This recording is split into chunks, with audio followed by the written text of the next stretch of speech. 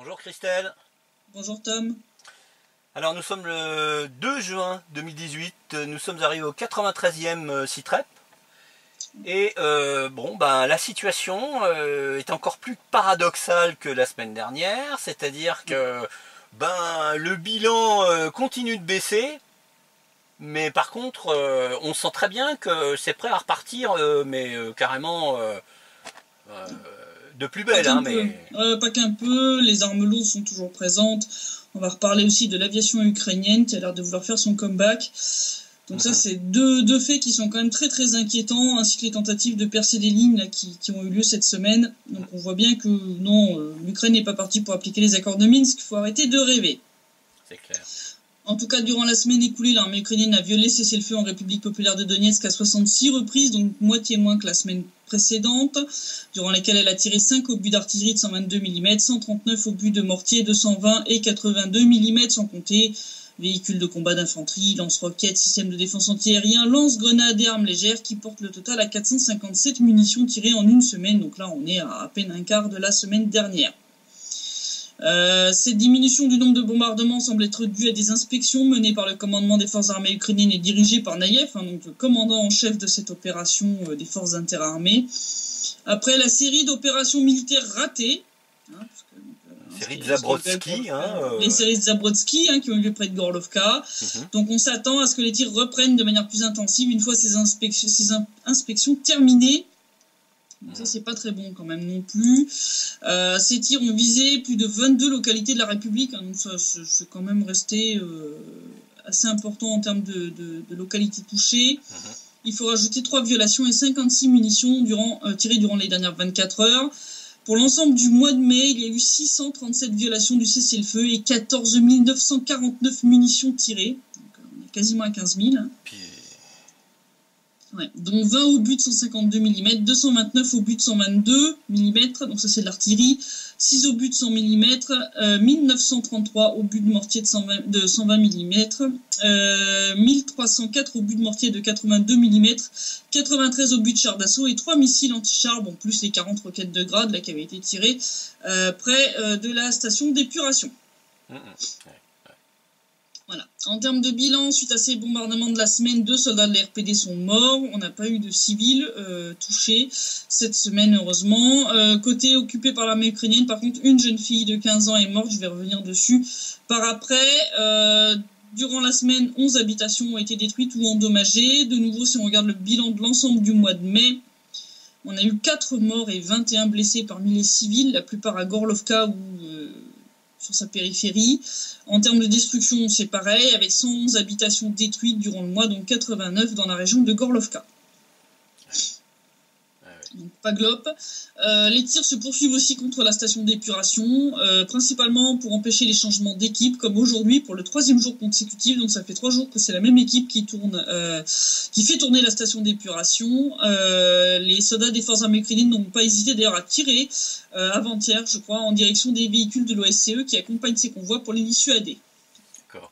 Je pense qu'à un moment donné, là, ça va pas tarder à se solder par une réponse militaire de la RPD, parce que là ça devient c'est inacceptable, je veux dire, à partir du moment où elle s'arrête, cette station d'épuration là, 1 500 000 personnes sont touchées, donc 400 000 ne reçoivent plus d'eau, c'est ça? Voilà, c'est ça. Donc là c'est quand même pas top. L'OSCE se plaint, mais enfin pour l'instant n'a pas l'air de bouger beaucoup plus que ça pour faire cesser ces comportements. Je parlais des armes lourdes qui sont toujours présentes sur la ligne de front. On est toujours à 58 pièces d'équipement détectées par les services de renseignement de la RPD, donc on n'est pas sur du petit chiffre quand même. Entre autres, 11 obusiers automoteurs Akatia de 152 mm, 5 obusiers tractés MSTAB de 152 mm, 4 obusiers automoteurs Gvozdika de 122 mm, 7 canons anti-chars Rapira de 100 mm, 3 systèmes de défense anti-aérien Strela 10, 9 chars d'assaut T-64 et 19 véhicules de combat d'infanterie, véhicules de transport de troupes blindées et auto-mitrailleuses. Donc ça, c'est juste ce qui a été détecté par nos services, donc c'est une partie de la réalité. Et sur ce qui est juste proche du front, c'est-à-dire vraiment dans les environs immédiats. Donc, à quelques kilomètres en arrière, il y a encore bien plus que ça. Donc ça montre bien que cette accalmie n'est pas quelque chose de durable. En tout cas, donc on avait parlé donc de ces tentatives de percée des lignes de front qui se poursuivent, parce que bon, il semble que les pertes lourdes subies lors des attaques de Gorlovka et le calme relatif qui s'en est suivi n'empêchent pas les forces armées ukrainiennes de tenter de nouveau de mener des petites attaques. Ça va pas de les décourager totalement. Dans la nuit du 27 au 28 mai, un groupe de soldats ukrainiens a tenté de se rapprocher des positions de l'RPD, mais ils se sont trouvés pris dans un champ de mines. Ils se sont fait repérer. Et un échange de tirs a eu lieu avec les soldats de l'RPD, menant à la mort de 2 soldats ukrainiens qui ont été abandonnés sur place et 2 blessés. Donc, c'est bien, ils continuent de rajouter des morts, ils en ont déjà pas assez, tu vois, ils continuent d'en rajouter. Et ils ont fait une nouvelle tentative, cette fois vers Mariupol, à la veille d'une visite d'une délégation allemande menée par le ministre des Affaires étrangères, Heiko Maas. Donc c'est le 31 mai au soir, vers 20h15. Des combattants du 503e bataillon de la 36e brigade de marine des forces armées ukrainiennes ont été déployés en 2 groupes de 8 soldats dans la zone de Talakovka en vue d'aller vers les positions des soldats de l'RPD situés près de Kominternovo, donc sud de la République. Ils ont été démasqués en essayant de neutraliser les mines qui se trouvaient sur leur chemin. Donc, ils ont essayé de faire du déminage à leur sauce, mais ils étaient un peu bourrés. Ah oui. Donc en fait, ils étaient pris de confusion, ils vacillaient, ils parlaient fort. Donc c'est vachement discret, quoi. Ils avaient l'intention de faire un pique-nique au milieu du champ de mine, non? Je sais pas, mais enfin bon, ça en dit long quand même sur le professionnalisme, entre guillemets, de la meilleure armée d'Europe, Dixit Porky. Bon, le commandant de peloton de l'une des unités de l'RPD qui se trouvait face à Kominternovo, à côté de Kominternovo, a évalué la situation et a décidé d'ouvrir le feu avec des armes non prohibées, donc des armes légères, fusils, roquettes, des petits trucs. Résultat, ils ont infligé quand même 2 morts et 6 blessés aux soldats ukrainiens qui ont fui le champ de bataille. Les corps des 2 soldats morts sont restés près des positions ukrainiennes, ils n'avaient même pas été évacués le lendemain. Je sais même pas si ça a déjà même été fait aujourd'hui. Une belle Zabroski, encore une fois. Encore une Zabroski. Les blessés ont été évacués, sont à l'hôpital militaire de Mariupol. Depuis leur lit d'hôpital, ils ont partagé leurs impressions sur cette tentative ratée. Ils ont bien sûr rejeté la faute sur leur commandant en chef, Naïev, qui a insisté pour mener cette provocation. Il semble que la plupart de ces soldats sont surtout outrés par le fait que leur commandement essaye de cacher cet échec ainsi que les pertes attenantes. D'après ces blessés, l'ordre de Naïev est de ne communiquer que sur 2 blessés et de répartir les autres pertes sur les jours suivants. La mort des 2 soldats sera cachée et seront très certainement déclarés comme déserteurs, comme d'habitude. Voilà. Bon, le commandement opérationnel de l'RPD a tenu à rappeler au commandement ukrainien que nous connaissons tous les postes d'observation, position et déploiement du 503e bataillon et que nos services de renseignement surveillent et révèle tous les plans de l'ennemi et qu'en cas de tentative de percer de nouveau les lignes de la part d'une unité de sabotage reconnaissance ukrainienne, l'RPD se réservait le droit de répondre de manière adéquate. Donc en clair, bon, c'est pas la peine d'essayer, vous allez à chaque fois avoir des morts en plus, c'est tout ce que vous allez y gagner. On connaît vos plans, on vous surveille de très près, donc c'est pas la peine. Ouais, mais je suis pas sûr que ça suffise. Non, la preuve. Maintenant, on qualifie ça de Zabrodsky parce que l'inénarrable officier ukrainien qui a ouvert le bal à ce niveau s'appelait Zabrodsky. Il est rentré dans la légende. Voilà. En tout cas, suite à tous ces échecs militaires, la propagande ukrainienne bat son plein pour essayer de faire passer ses défaites pour des victoires et faire croire à des pertes massives parmi les soldats de l'RPD. Et ce, malgré les évidences, comme les vidéos et photos du matériel militaire détruit près de Gorlovka, par exemple. Alors, concernant les pertes de notre côté, ça atteint des niveaux grotesques, mais incroyables. Parce qu'en fait, ils se coordonnent pas entre le service de presse du commandement ukrainien et les représentants ukrainiens au sein du CCCC, donc le centre conjoint de contrôle et de coordination du cessez-le-feu. Donc on se retrouve avec des déclarations des représentants ukrainiens du service au sein du CCCC qui disent qu'il n'y a eu aucun tir de la part des soldats ukrainiens certains jours, et le même jour, le service de presse de l'armée ukrainienne annonce un nombre de morts chez nous jamais égalé. tir des forces armées ukrainiennes. Donc, le même jour, vous dites que vous avez tué bon nombre des nôtres en leur tirant dessus, et vous dites dans le même temps, le même jour, que vous avez respecté le cessez-le-feu. Ah oui, non, mais ils sont très forts. Hein. C'est extraordinaire. Voilà. À l'image de Porky, hein. À l'image de Porky. Oui, et voilà. Donc, c'est voilà, les tirs fantômes qui font de faux morts, ça devient la mode en Ukraine, on va en reparler un petit peu plus tard. Hein. Donc, du 1er au 27 mai, on est censé avoir eu 98 morts et 118 blessés dans les rangs de l'armée de la RPD. Puis alors là encore, les propagandistes de Kiev s'en mêlent un peu les tartines en oubliant les principes élémentaires de la guerre, comme le fait que normalement, quand on mène une attaque, tu dois avoir au moins 2 voire 3 fois le nombre de défenseurs que tu as en face si tu veux espérer gagner, puisque ton défenseur fera toujours beaucoup plus de morts que l'inverse. Ben oui, puisque lui, il est protégé voilà. Par des systèmes passifs hein, de voilà. blindage. Les bunkers, voilà. les tranchées, etc. Or, bon, seules les forces armées ukrainiennes ont attaqué ce mois-ci et leurs pertes, malgré donc les désastres face à Gorlovka, n'atteignent pas les niveaux affichés de nos pertes annoncées par l'armée ukrainienne. Hein, ça tient pas la route. D'après les données du commandement de l'armée de la RPD, les forces armées ukrainiennes auraient eu une 50aine de morts durant le mois de mai à cause de leurs offensives ratées, dont la plupart ont été enterrés discrètement ou jetés dans la mine de Jnaïa. Donc il est impossible qu'en nous défendant, on ait eu le double en termes de pertes. Ça tient pas la route. Voilà. Donc Bassourine a dit que pour lui, il semble qu'avec le passage de l'opération antiterroriste à l'opération des forces interarmées, l'équipe de propagandistes officiels de l'armée ukrainienne a été changée, qu'on se retrouve avec des stagiaires qui essayent de faire du zèle, quitte à sombrer dans le débilisme le plus total. Oui, ça c'est mon petit commentaire. Voilà. Non, là, ça devient complètement mongol. Bref. Alors, en plus des pertes au combat qui sont si importantes, il faut y rajouter les pertes hors combat qui atteignent elles aussi des sommets à cause de la démoralisation croissante des soldats ukrainiens, ainsi que rien que dans l'unité du commandant Kravchenko, hein, qui donc dirige le groupe tactique opérationnel Vostok de la 30e brigade, il y a 3 à 4 suicides par arme à feu chaque semaine. Je dirais que ça prête même pas à sourire parce que c'est des gens, quand ils en arrivent à se suicider, c'est que je pense qu'ils sont sans doute opposés catastrophique. Ouais. Donc là, la situation est devenue si critique que le quartier général des forces armées ukrainiennes a demandé de prendre des mesures urgentes. Résultat, ils ont organisé une réunion des commandants et vice-commandants des unités pour discuter de soutien psychologique. Suite à des accusations d'inaction face à ces problèmes, le vice-commandant de l'un des bataillons de la 30e brigade a mis ça sur le dos de la mauvaise qualité de la viande, entre guillemets, fournie par les commissariats militaires. Alors, pourquoi je mets viande entre guillemets ? Pour que vous compreniez tous nos auditeurs ce qu'ils viennent de dire. Oui, c'est pas de la vraie viande. Hein. C'est pas de la vraie viande. Voilà. C'est très parce que les commissariats militaires sont pas chargés de fournir la nourriture, d'accord ? Ouais.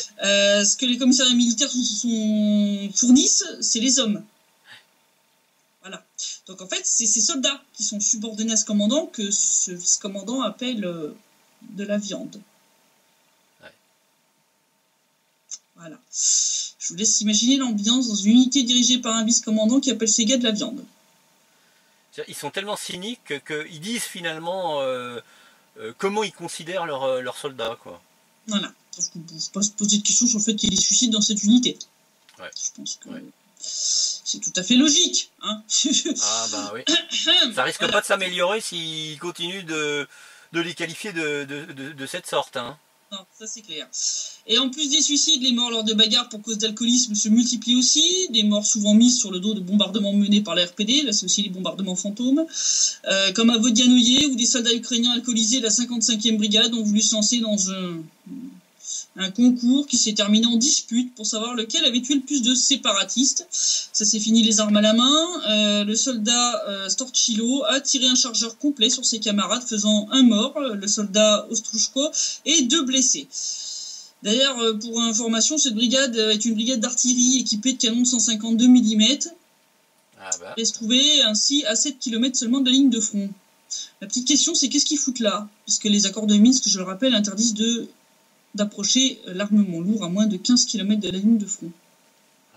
Comme si l'Ukraine respectait quoi que ce soit depuis oui, depuis belle lurette, hein, voilà. Mais enfin, ça en dit long quand même. Hein. C'est petite preuve encore que voilà. Alors je parlais un peu plus tôt donc de cette jeune fille de 15 ans qui est morte sur le territoire contrôlé par l'Ukraine. Donc c'est le 28 mai que les médias ukrainiens ont publié une information selon laquelle cette jeune fille, donc qui s'appelait Daria Kazimirová, était morte à Железное, donc c'est face à Gorlovka. On me fait une petite carte. Suite à un bombardement des forces armées, soi-disant des RPD, mené avec d'artillerie de 122 mm. Bon, déjà, ça tient pas la route parce que nous, on respecte les accords de Minsk et l'armement lourd n'est pas situé près de la ligne de front. Donc, et on n'utilise pas d'armes lourdes. Comme on peut le voir, à chaque fois qu'il y a des attaques, on utilise des armes légères. Hein, on utilise des fusils, des fusils de sniper, des mitrailleuses, des choses comme ça, mais on va pas au-delà du lance-roquette ou des choses comme ça, donc ça reste de l'armement léger. Donc ça tient pas la route déjà. Bon. En plus, nous, on ouvre le feu qu'en cas d'extrême nécessité, en cas d'attaque. Or, suite aux belles débandades qu'il y a eu face à Gorlovka, il s'était quand même un petit peu calmé de ce côté-là. Donc le 28 mai, il y a rien qui justifiait l'emploi d'armes lourdes par l'armée de la RPD. Donc bon, de prime abord, vous pouvez vous dire, bon, c'est parole contre parole, hein, mais. La télé ukrainienne n'a pas pu s'empêcher d'aller interviewer la grand-mère de Daria chez qui elle se trouvait au moment de sa mort. Et la grand-mère, elle est tout sauf stupide ou sénile. Comme tous les gens qui vivent à proximité ou sur la ligne de front, elle sait où sont les positions de chaque armée, la distance entre ces dernières et sa maison, et le temps qu'il faut à un obus pour parcourir cette distance. Ouais. Bah, comme ils sont sur la ligne de front dans un secteur qui est particulièrement chaud, ils finissent par s'habituer à des bruits, ils finissent par savoir. Hein. Alors, pour information, donc on remettra la petite carte des positions de l'armée de la RPD sont à 3,5 km de Железное, alors que les positions de l'armée ukrainienne sont à seulement 1,5 km. Or, l'obus qui a tué sa petite fille n'a mis que 3 à 5 secondes à arriver d'après la grand-mère. Je vous laisse faire le calcul. En sachant, petit exercice de mathématiques, sachant qu'un obus de ce calibre va environ à une vitesse d'un peu plus de 500 mètres seconde, je vous laisse calculer le nombre de secondes qu'il faut pour parcourir une distance de 1,5 km et pour parcourir une distance de 3,5. Oui, non, c'est clair. Voilà. Bon, donc le 3,5 km, ça tient pas la route, il faudrait 7 secondes. Donc, la seule qui tienne la route, c'est les positions de l'armée ukrainienne. Hein. Ah oui. Résultat, la grand-mère, d'ailleurs, a accusé publiquement, hein, elle dit dans l'interview, ils bombardent les leurs. Il a dit, on se bombarde nous-mêmes, quoi, tu vois. Enfin, je veux dire, elle le dit publiquement à la télé. Donc, ils ont conservé ça, la chaîne TSN. Hein. Ils sont un peu spéciaux dans cette chaîne, quand même. Hein. Alors, la chef, elle dit, qu'est-ce que c'est que ce délire, enfin, vous publiez vraiment des conneries, enfin, c'est magnifique. Mais c'est très bien, parce que ça permet aux Ukrainiens qui sont sous une camisole d'information. Ah, de propagande, là, ils sont servis. Hein, donc, résultat, donc la grand-mère accuse les forces armées ukrainiennes d'avoir tiré cet obus, et donc tué sa petite fille, et non l'armée de l'RPD, comme les officines de propagande ukrainienne, les médias ukrainiens tentent de le faire croire. Bien sûr, la présentatrice télé a essayé après de sauver les meubles, en essayant de faire passer la grand-mère à moitié pour une folle. Mais bon, il y a des précédents. Hein. Je rappelle que le 11 mars 2017, donc l'année dernière, l'armée ukrainienne avait bombardé Avdiivka, qui est sous son contrôle, et on avait accusé la RPD. Là encore, le lendemain, de nouveau, c'était quand un journaliste de TSN était venu au contact des habitants. Donc c'est toujours cette chaîne-là qui sont abonnés à ça. Pourtant, ils sont pro-Ukrop à fond, hein, cette chaîne-là. Mais à chaque fois, ils te sortent ces bourdes-là, ces interviews d'habitants pas contents quand ils se font bombarder par l'armée ukrainienne. C'est toujours sur cette chaîne-là que ça tombe. Je sais pas pourquoi. Il doit y avoir peut-être un stagiaire peut-être pro RPD, tu vois, qui fait glisser les trucs dans le reportage. Je sais pas. C'est bien possible, ouais. Peut-être, ouais. Bon, en tout cas, là encore, hein, la réponse des habitants avait été tout sauf plaisante pour les autorités de Kiev, hein, puisque je rappelle que face caméra, ils avaient quand même dit leur dégoût de l'Ukraine et avaient accusé l'armée ukrainienne d'avoir tiré sur la ville. Donc, c'est pas un accident isolé, quoi. Hein. C'est pas comme ça. Donc bon, c'est des échecs quand même à répétition, hein, de la propagande ukrainienne qui se multiplie, qu'il s'agisse des informations sur les pseudo-bombardements de la RPD ou sur des pseudo-conquêtes de l'armée ukrainienne. Donc la semaine dernière, ils ont ces médias ukrainiens qui ont glosé sur la prétendue conquête du village de Petrovskoye, qui est situé en République populaire de Donetsk dans la zone grise. Donc ça, c'était un énième délire du commandement ukrainien qui fut vite démenti, preuve à l'appui, par le service de presse de l'armée de l'RPD qui s'est rendu sur place. L'RPD a d'ailleurs menacé de réinstaller ses troupes sur les positions situées près de Petrovskoye si l'Ukraine ne reculait pas les siennes en face et ne cessait pas de prétendre avoir conquis le village. Donc on en vient vraiment à un grignotage complet de la zone grise à cause de toutes ces conneries. Suite à toutes ces gabegies, à défaut d'arriver à cacher ses crimes sur le plan médiatique, Kiev essaye de les cacher aux yeux de l'OSCE. Bon, on a l'habitude des tirs sur les drones de la mission de surveillance. Ça, c'est monnaie courante. Bon, cette fois, ils sont passés au cran au-dessus. Ils ont décidé de bombarder la zone de lancement du drone à coups de mortier pour empêcher l'OSCE de voir la présence d'armes interdites près de Dzержinsk. Côté ukrainien. Coup de mortier. Non, mais tout va bien. Le plus étonnant, c'est le silence des Occidentaux. Parce que je te dis, quand nous, on les empêche de passer quelque part parce qu'il y a un champ de mine ou je sais pas quoi, ils nous en font tout un scandale. Par contre, là, quand l'Ukraine met en danger la vie des observateurs de l'OSCE en leur tirant dessus à coups de mortier... Pas sûr que les agents enquêteurs de l'OSCE sur place... apprécie sa juste valeur, ce genre de méthode. Je pense, mais bon, pour l'instant, on n'a pas eu de déclaration grandiloquente de Alexander Roug pour se plaindre de la chose. Je veux dire. Ça risque de remonter depuis la base, par contre. Oui, il y a des chances. La colère, parce que là, à mon avis. Bon, en tout cas, suite à tout ça, on peut bien voir que. Il n'y a pas de quoi être optimiste. Et l'autre point qui n'incite pas à l'optimisme, et j'en parlais en tout début, c'est le fait que l'armée ukrainienne a mené des exercices impliquant son aviation, qui, je rappelle, n'a plus été utilisée dans le Donbass depuis 2014. Ils ont fait un clip à la Top Gun avec de la musique et tout. Je mettrai le lien vers l'article. Il y a la vidéo. Il y a 2 avions, quoi. Voilà. Il y a 2 avions. Ils font des petits trucs pyrotechniques, c'est joli. Ils ont mis de la musique à la Top Gun, mais bon, c'est bref. C'est l'armée ukrainienne qui a tenu à vérifier la capacité de son aviation mobilisée dans l'opération militaire dans le Donbass à participer à des opérations en renfort, en fait, en soutien d'action au sol. Donc, on montrera la petite vidéo de la vérification qui a été faite. Donc, c'était pour but de vérifier à quel point les avions étaient prêts au combat. Donc ça, c'est quand même pas très très bon. Ouais. Parce que ça veut dire qu'ils envisagent sérieusement de réutiliser l'aviation. L'aviation qui a fait quand même énormément de morts, aussi bien en RPL qu'en RPD. Je rappelle que l'aviation ukrainienne avait bombardé le centre même de Lugansk. Je rappelle. Snezhnoye, ici dans l'est de la RPD, ils avaient fait, en un tir, ils avaient fait 12 morts dans un immeuble. Il y a un immeuble qui est complètement éventré, toujours d'ailleurs dans cet état-là à Snezhnoye, après le tir qu'il a subi en pleine nuit. Tu étais en train de dormir dans ton lit et puis... t'as un avion qui bombarde ton immeuble et puis t'as de la chance, tu t'en sors mais t'es blessé, ou t'as pas de chance et puis tu y restes, quoi. Donc voilà. Donc ça c'est quand même pas très très bon quand on voit présence d'armes lourdes, tentative de percée, grosse propagande autour de pseudo-conquêtes, enfin bon... Ils ont montré 2 avions d'attaque au sol. Donc ça en dit long sur... Oui, pour bombarder. Donc c'est... Bon, je pense que ce serait bien quand même de rappeler à l'armée ukrainienne comment ont fini 11 de leurs appareils, hélicoptères et avions confondus, en 2014. Ouais. Je pense que ce serait bien que les pilotes de ces avions se souviennent comment ils vont finir en boîte de conserve, comme on dit. Ouais. Et puisqu'on parle d'aviation, je reviens sur le dossier du JIT concernant le MH17, encore une fois, parce que là, il y a eu quand même une réaction assez intéressante de la Malaisie, donc au nouveau délire du JIT, qui accuse la Russie et donc la 53e brigade stationnée à Koursk.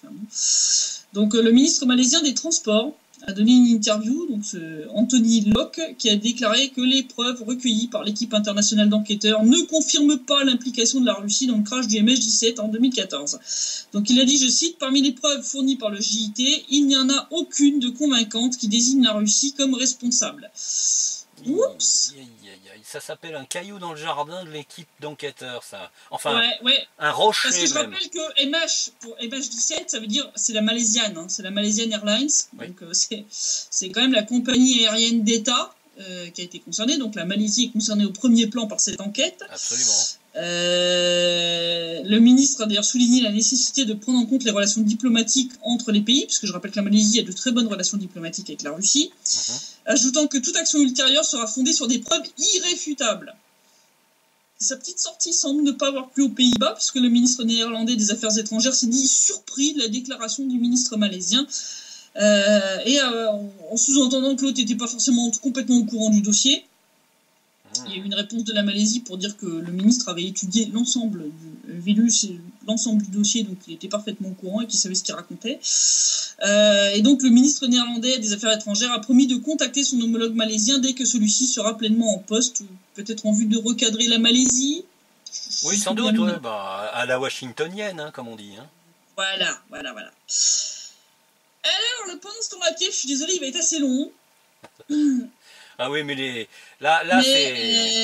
c'est l'illustration de ce à quoi on a affaire avec l'Ukraine, c'est-à-dire une bande de pieds nickelés qui sont psychologiquement gravement défaillants, hein, ça, on peut le dire.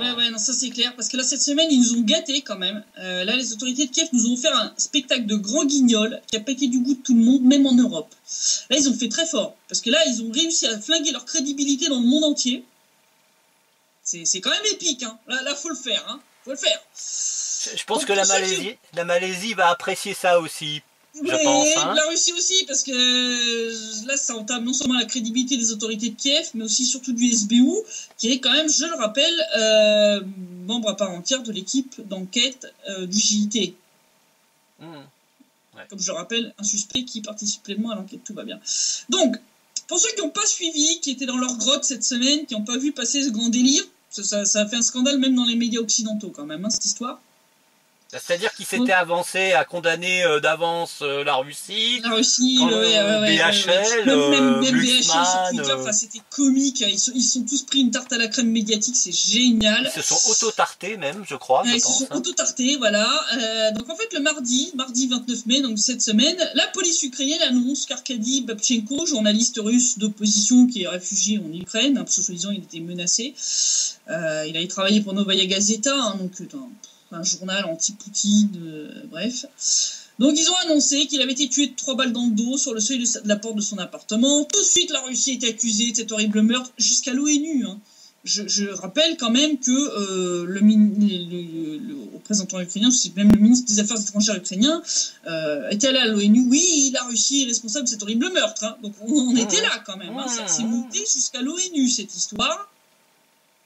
Et le lendemain, patatras, le journaliste qui apparaît bien vivant lors d'une conférence de presse en annonçant qu'il s'agissait d'une opération spéciale du SBU pour démasquer ceux qui voulaient le tuer pour de vrai.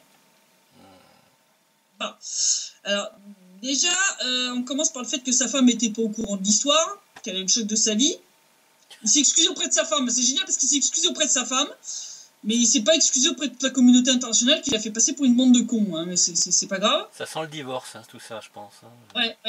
Donc, moi, déjà, si sa femme n'était pas au courant de l'histoire, soit il soupçonnait sa femme de vouloir le buter, parce qu'il fallait pas avoir... Hein, faut pas avoir confiance en ta femme pour pas lui dire quand même. Ah bah c'est clair, oui. Soit ça sent l'histoire fake, on est bien d'accord. Hein, ça sent les Skripal en plus mauvais, hein, en moins bien monté. En clownesque. Et d'ailleurs, le qualificatif que tu utilises souvent pour qualifier, je dirais, les comportements ukrainiens, eh ben, tu vois, tu as été, plébiscité parce que le terme exact a été utilisé par un certain nombre des acteurs du dossier. Donc, devant cette résurrection miraculeuse en 24 heures, en moins de 24 heures même d'ailleurs, très exactement, la réaction d'un certain nombre de personnalités publiques, politiques et médiatiques, qu'elles soient russes, ukrainiennes ou occidentales, a été assez salée quand même. Ah oui. Même Twitter s'est enflammé, décernant à Babchenko l'Oscar du foutage de gueule. Il y a plein de gens qui ont fait des photomontages avec Babchenko pour se foutre de sa tronche, parce que là c'était vraiment... Alors on va commencer avec l'Ukraine. Hein, histoire de... Oui. Hein, donc là, on a eu la réaction entre autres de Mikhail Dobkin, député du parti Bloc d'opposition, hein, donc l'ancien parti des régions de Yanukovych, donc député au sein de la Rada, qui a déclaré « Je ne sais pas sur quoi les complimenter », donc il parle du SBU. En effet, ils ont jeté l'opprobre sur notre pays. De nombreuses personnes en dehors de l'Ukraine ont commenté cette situation, ont donné leurs évaluations, disons qu'ils sont involontairement devenus acteurs de ce spectacle bon marché. Que voulait en tirer Gritsak, donc qui est le chef du SBU, et les autres qui ont mis en scène? Je ne sais pas si c'est pour tenter d'aider Piotr Poroshenko à augmenter sa popularité, mais je crois qu'ils n'ont fait que l'enfouir encore plus profondément. Là, par contre, on peut lui donner que raison. Hein. Voilà, déjà que Poroshenko était à quoi, 4 à 6%, là je pense qu'il est descendu dans le négatif, effectivement. Il a conclu en disant qu'en a tiré l'Ukraine, à part une nouvelle honte à cause de ces clowns ruraux, que les habitants des zones rurales me pardonnent, c'est tout, voilà mon avis. Bon, déjà, ça commence bien, déjà même au sein de la Rada, la pilule, elle est quand même pas bien passée. Si on regarde du côté médiatique, toujours en Ukraine, on a eu la réaction de Denis Popovitch, qui est rédacteur en chef du site ukrainien Apostrophe, qui a comparé cette situation à l'histoire du garçon qui criait au loup, hein, donc rappelant que quand on crie au loup sans raison, quand le loup arrive pour de bon, on va avoir des petits problèmes. Et de poursuivre, de mon point de vue, l'opération spéciale avec Babchenko sent très mauvais. Les autorités pouvaient montrer le corps du journaliste défunt, mais s'il est en vie, ils devront maintenant montrer les terroristes qu'ils ont annoncé avoir arrêtés, ce qui est impossible à faire, parce que soit ils sont en garde à vue, soit éliminés. Mais s'il n'y a pas eu de meurtre de Babchenko, comment les autorités vont prouver que l'arrestation des terroristes a réellement eu lieu? Peut-être qu'il n'y avait rien d'autre qu'une mise en scène pourrie et une tentative d'améliorer la popularité de quelqu'un. On ne peut pas traiter les gens comme ça. Donc déjà, ça commence pas mal. Voilà. On va passer maintenant au directeur de l'agence de communication politique et d'affaires full public, Igor Baïcha, qui a qualifié cette mise en scène du meurtre de Babchenko de cirque, dont les autorités de Kiev ont voulu se servir pour cacher leurs crimes devant la population ukrainienne. De plus, selon lui, à compter d'aujourd'hui, toutes les accusations visant la Russie seront perçues d'un œil sceptique et ne vaudront pas plus que le papier sur lequel elles seront imprimées. Je trouve qu'il était gentil, j'aurais même dit que ça valait pas plus que du papier toilette. Oui. Mais effectivement, parce que là, la crédibilité de l'Ukraine et surtout du SBU après ce délire, ça vaut peu de balles. Hein. Je veux dire, là, merci, vous nous facilitez notre travail, les enfants. Merci. Merci. Une belle Ukraine. Excuse-moi, je vais fourcher la langue. Hein. Une belle Ukratinerie quand même. Hein. Ukratinerie. Ouais, non, mais c'est vraiment. Enfin, là, je veux dire, s'ils voulaient flinguer leur crédibilité au niveau international, c'est dire plus ou moins ce que presque tous les commentateurs ont dit, d'ailleurs. Je veux dire, il a dit en conclusion, en organisant de telles mises en scène qui, notons-le, sont souvent utilisées par les forces de l'ordre dans ce genre de situation, l'Ukraine fait passer pour des imbéciles non seulement l'opposition russe et ses propres citoyens, mais également une grande partie du monde, ce qui a nettement réduit l'effet propagandiste de ces actions. Donc en clair, après quand vous allez dire quelque chose, tout le monde va se demander si c'est pas un nouveau fake. Ouais. Hein, voilà. Ah oui. Tous ces représentants ukrainiens ont été rejoints par de nombreux représentants d'organisations internationales qui ont également exprimé leur indignation quant à cette mise en scène. Reporters sans frontières quand même a exprimé sa plus vive indignation quand ils ont découvert qu'ils s'étaient fait manipuler par le SBU. Ils l'ont un peu là quand même, RSF. Hein. Là, ils ont dit qu'il était quand même profondément dangereux que des États jouent avec les faits et de surcroît sur le dos des journalistes. Ce cher Harlem Désir, qui est le représentant de l'OSCE pour la liberté des médias, a lui aussi déclaré qu'il regrettait la décision de propager cette nouvelle sur l'assassinat du journaliste russe en soulignant qu'il est du devoir des États de présenter des informations authentiques au public. Ouais. Donc, même lui, malgré son beau salaire, ça a du mal à passer. Ouais, mais je pense que c'était un peu une réaction épidermique parce que pour certains ils sont tous passés pour des cons. Oui, et justement. De BHL à RSF, parce qu'ils étaient tous là en mode c'est une honte, la Russie qui assassine un journaliste. Moins de 24 heures après, ils passaient tous pour des pignoufs, quoi. Bon, je comprends que les mecs, ils est mauvaise. La pilule, elle est un peu trop grosse pour arriver à passer, quoi. L'apothéose, presque, je dirais, c'est Le Monde, le journal Le Monde, qui a créé quand même, pour beaucoup le savent, pour lutter contre les fake news, le fameux décodex. Il aurait dû s'appliquer à eux-mêmes. Ils auraient pu s'appliquer à eux-mêmes. Voilà. Bon, de son côté, le ministère russe des Affaires étrangères a qualifié cette mise en scène de provocation anti-russe. Le sénateur russe Franz Klintsevich a noté que les autorités ukrainiennes avaient joué avec les sentiments de millions de personnes. Il a dit, je cite, le gouvernement ukrainien voulait consterner tout le monde et il l'a fait. Personne ne s'y attendait de sa part. Des millions de personnes ont été trompées. Leurs meilleurs sentiments, à savoir la compassion et la pitié, ont été moqués de la manière la plus indécente qui soit. L'histoire n'avait jamais encore connu de mise en scène aussi abjecte. Donc ça, c'est ce qu'il a écrit sur sa page Facebook. Il est en forme, Klinsevich. Oui. Et alors, comme si tout ce cirque ne suffisait pas, Avakov et Poroshenko ont rien trouvé de mieux à faire que de rajouter une dose de délire à ce bloupi-boulga infâme. Ah ouais, non, ouais. Ce que je vous dis, c'est authentique, on mettra les liens hein, quand même. Hein. C'est pas une blague. Les pieds nickelés. Hein, on va commencer par Avakov, qui a semblé tomber des nues devant ses réactions outrées des organisations internationales, des journaux d'autres pays, etc., et même à l'interne. Il s'est dit surpris et choqué par les déclarations de certaines organisations internationales qui critiquent cette mise en scène. Il plane, mais complet, lui. Hein. Mais lui, je sais pas ce qu'il a fumé, mais c'est de la bonne. Attends, parce qu'il a même été plus loin. Il a dit, Dieu merci, les services spéciaux ukrainiens ont empêché le meurtre, et Dieu merci, ils ont décidé d'arrêter l'agresseur de cette façon. Pour le moins que l'on puisse dire, je suis choqué par les déclarations de certaines autorités internationales. Il a poursuivi en ajoutant que s'il est possible d'organiser une telle opération dans tous les cas semblables, les forces de l'ordre le feront tous les jours. Oh, bah non. Ils veulent vraiment que leur crédibilité s'effondre à zéro. Vous avez crédibilité pour des siècles là, et vous êtes prêts à recommencer ce genre de conneries. Non mais là c'est quand même.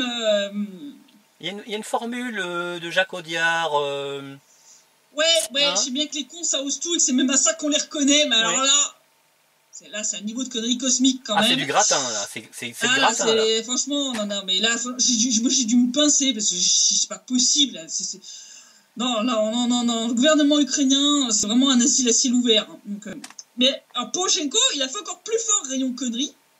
Si, c'est possible. Tenez-vous bien, asseyez-vous, hein. Écoutez pas ça quand vous êtes debout, vous allez vous casser la gueule parce que c'est tellement fort de café que là, tu quand tomber de ta chaise. Il a dit que c'est la Russie qui devait être condamnée pour cette mise en scène et pas l'Ukraine. Véridique. Non, je vous jure, je vous mettrai le lien. C'est vrai. Bah, c'est toujours la photo russe, hein, comme d'habitude. C'est toujours la photo russe, voilà. Donc il a dit, je cite, histoire que vous ne disiez pas que j'ai déformé les propos, hier, à l'issue de la brillante opération spéciale menée par les héros du SBU, tout ce qui est d'héroïque là-dedans, mais d'accord. Le monde entier a vu la vraie nature de notre ennemi. Il envoie des armes, des camions entiers d'armes, il envoie de l'argent pour tuer les Ukrainiens, les journalistes et les hommes d'État. Lorsque nous les avons pris en flagrant délit, on dit que nous ne devrions pas agir de la sorte. Vous devriez blâmer non pas les Ukrainiens, mais la Russie. Les Ukrainiens ont fait tout leur possible pour se serrer les coudes et se défendre. Je vous assure qu'il en sera toujours ainsi. Désolé, je dois m'accrocher à mon canapé pour pas tomber. Mais il s'est fait une intraveineuse de chocolat magique hein, à ce niveau-là, hein, parce que je vois pas autrement. Hein. Il a dû faire une intraveineuse du fourrage des chocolats magiques. Oui, aussi. Non, mais ça jamais, de toute façon. Ah, mais c'est pas possible. Non, mais attends, c'est pas Moscou qui a monté ce délire. Oui. C'est pas Moscou qui a fait ce coup monté à la con. C'est vous, à Kiev. Ah, oui. C'est vous qui avez pris la décision de faire cette connerie monumentale. C'est pas Moscou. En plus, le pompon dans cette histoire, c'est que le meurtrier qu'ils ont arrêté, parce qu'en plus c'est meurtrier de quoi, parce qu'il y a personne qui est mort. Le gars qui soi-disant voulait tuer ce journaliste qu'ils ont arrêté, c'est un vétéran de l'opération antiterroriste et un ultranationaliste ukrainien en plus. C'est un petit règlement de compte. Ah ok, Coral, oui, comme d'habitude. Voilà. Bon, autant dire que le mec, il a rien à voir avec la Russie, les enfants, faut arrêter de fumer de la colle. Non, parce que là, c'est plus des chocolats magiques. Hein. Là, je pense qu'ils ont dû décoller le papier peint, tu sais, dans la résidence présidentielle, puis ils ont fumé le papier peint ou la colle du papier peint. Ah oui. Je sais pas, non, parce que à ce stade-là, non mais les mecs, vous montez des opérations complètement délirantes, vous faites passer un mec pour mort alors qu'il l'est pas, enfin. Et après, vous osez dire en plus, alors, entre Avakov qui joue les vierges effarouchées en mode, mais on comprend pas votre réaction. Non, vous êtes allé jusqu'à l'ONU, jusqu'au Conseil de sécurité pour aller hurler que la Russie avait assassiné un journaliste sur votre sol. Et vous comprenez pas que les organisations internationales vous pointent du doigt en disant que c'est n'importe quoi. Mais... Non mais l'ONU, c'est pas un cirque. C'est pas parce que la Rada c'en est un, et enfin un mix entre un cirque et un ring de boxe, que faut faire pareil avec l'ONU, quoi. Enfin, je veux dire, mais vous avez craché à la gueule de toutes les organisations internationales, vous les avez tous fait passer pour des cons, et vous êtes là en mode, on comprend pas. Non, putain, c'est pas de notre faute, c'est de la faute de la Russie. Je dirais que dans le rôle de ceux qui comptent les points entre ceux qui soutiennent mordicus l'Ukraine contre la Russie, hein, que ce soit les États, les dirigeants politiques ou les journalistes, je dirais que quelque part c'est un boomerang qui est revenu dans la figure de celui qui l'a envoyé. Hein, ah même, ouais, hein. Là il y en a un paquet, je te dis, de BHL à Le Monde qui sont passés pour une belle bande de cons. Hein. Genre, on est un petit paquet quand même à avoir bien rigolé en les voyant faire un rétro-pédalage violent quand le mec s'est avéré être vivant. Il y en a beaucoup qui l'ont pas digéré quand même. Hein. Tu dis, même s'ils essayent quand même de glisser encore la responsabilité de la Russie dans le machin, tu sens que les mecs l'ont mauvaise quand même. Hein. tu sens que là, ils sont en mode, là les gars, vous avez fait passer pour des cons. Non, ça va pas se passer comme ça, quoi. Si ça pouvait aider à le rendre beaucoup plus discret, je dirais qu'on n'aura pas perdu grand. Je pense même pas en plus. Ouais. Mais là, il y en a pas mal comme sur Twitter qui sont bien moqués de BHL, du journal Le Monde, de Glucksmann aussi, Glucksmann qui avait été grandiloquent en mode ils ont tué un héros, enfin le symbole du courage et machin. Là, il est vivant, espèce de trouduc. BHL aussi, enfin, vraiment, c'est du grand n'importe quoi. Donc voilà, donc c'est ça l'Ukraine. Donc j'avais hésité à le couper en 2 morceaux en mode la partie montage du SBU puis la partie réaction d'Avakov et de Poroshenko. Puis en fait je me suis dit que l'ensemble de cette opération débile, ça rentrait pendant ce temps-là à Kiev. Ouais, je pense que c'est pleinement justifié. Ouais, ce choix était pleinement justifié. Tout à fait. C'est du cirque là. C'est vraiment, c'est choquant. C'est vraiment choquant parce que après ça, comment tu veux croire ce qu'il raconte? C'est révélateur.